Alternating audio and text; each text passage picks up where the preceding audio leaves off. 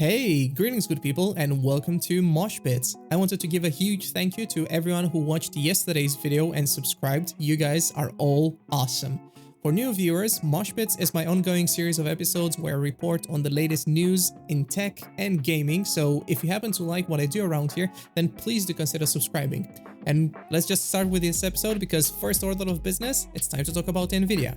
It should be no mystery that the company's 30 series launch was a complete utter fiasco when it could have been one of their best launches yet, and I have of course already discussed about those things in my previous MOSHBITS episodes, which you can check out over here, but today the plot thickens. According to the latest reports, Nvidia's add-in board partners have been faking their reviews and sales numbers on JD.com, which is quite well known on the Chinese market, might I add.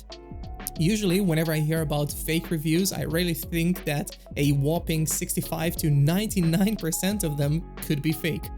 Yes, my friends, you did hear that right. Up to 99% of reviews were fake, and MSI takes the crown alongside Zotac. In the case of MSI, they listed selling over 57,000 units when in reality they sold only 80. And that's completely bonkers. Now, I have no clue why any of the IB partners would do such a thing in the first place, but MSI is already in hot waters after the short-lived Starlit partner scalping scandal, something which you can learn more about from this MOSHBITS episode, and I would advise that you pay close attention to the websites you buy from and especially the reviews that you read. Now, if all of this has been done to cover up the fact that supply has been incredibly scarce for those GPUs, I can only say that this is the wrong way of managing things, you guys. But hey, here's the perfect time to plug our crowd app and Discord server where you can find actual reviews from actual real techie users. With new consoles right around the corner, Xbox seems to be planning on releasing an xCloud streaming stick. Now, this comes after an interview with Phil Spencer where he hinted at a lower-priced hardware device which would be part of their ecosystem, like a streaming stick and other things. So far, this idea sounds quite interesting, and I can totally see just how people would be whipping their sticks around, plugging it at a friend's house to go in game. But hey, do remember that if you were to do this at a hotel, you might actually want to ensure that you have a better connection than you normally would have. And if you're ever thinking of using your mobile data, then please do make sure that you have no data caps, because streaming absolutely chews through it far faster than Google chews through RAM. Now, I've tested xCloud on my phone in beta and games ran just fine, but I wouldn't do it that much on a small screen, especially when coming from a 34-inch panel myself. But what do you think? Will game streaming become the future of gaming one day? What do you think? Let me know in the comments down below. But if you're not interested in Xbox streaming sticks, then maybe you'd like to know that PlayStation's DualSense controller, that's the new one by the way, will work with Android devices and PCs. Austin has done a video on the new controller and showcased this function since most YouTubers have already received them from Sony. Oh, and might I add that I would like you guys to leave some Fs in the chat for Linus who didn't get one. Now back to the controller, it's important to note that using it with your phone or PC will actually disable the haptic and adaptive triggers, making it just yet another controller, but I guess this is better than nothing, eh?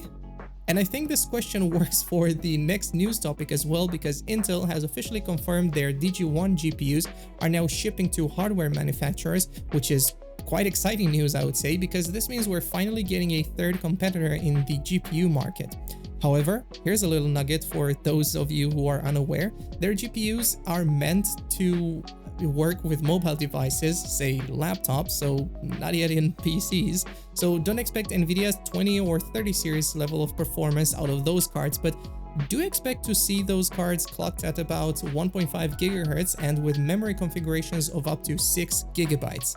In the meantime, Intel is working on their second GPU, codenamed DG2, and let's hope that the company can pull this off, because AMD has been giving them quite a lot of trouble in the CPU side of things, as you can learn from yesterday's video as well. And now it's time for the nibbles, because Samsung is mocking Apple even harder with its new Galaxy Z Fold 2 ads. Now this time around, the company is making fun of Apple's famous taglines, "Think different" and "One more thing." And despite being a Samsung user myself, I'd argue this is definitely funnier for die-hard fans, but With that in mind, one of my previous MOSHBITS episodes, I have talked about how Samsung, Xiaomi, and all Apple competitors for that matter will just mock Apple for the removal of charging brick or certain features, and then they'll do it too. So I would actually be cautious when it comes down to fanboying for a company, because one day they shall all betray us. Speaking of Apple, the company might start using Qualcomm's Snapdragon X60 5G modem in their upcoming iPhone 13 devices. And guys, I have to tell you, it feels so weird to already be talking about their next phones when the 12s are just rolling out right now. Now, if you are curious why Apple is not using their newly acquired Intel modems, then you should note that the agreement with Qualcomm is apparently set to expire all the way in 2024, so Apple has no other choice for now. And let's end this episode with Nvidia yet again, because the company is allegedly working on a new GPU SKU to be included between the RTX 3070 and 3080. Based on the G8 102 chip, this should actually sport 7,424 CUDA cores, which is more or less in the middle of the road between the 3070 and 3080, like I said, so that's why we expect them to be positioned in the middle of the stack. It's not yet clear whether this will be an RTX 3070 Ti or 3070 Super, but one thing's for sure, and that is that this episode is now over. Thanks a ton for watching, you guys. Do check me out on Twitter and check out our crowd Discord server, as well as the original articles. All those things have been mentioned in the video description, so if you want to check them out, then there's a place to go. This has been Alex with the Red Elk, signing off. Bye.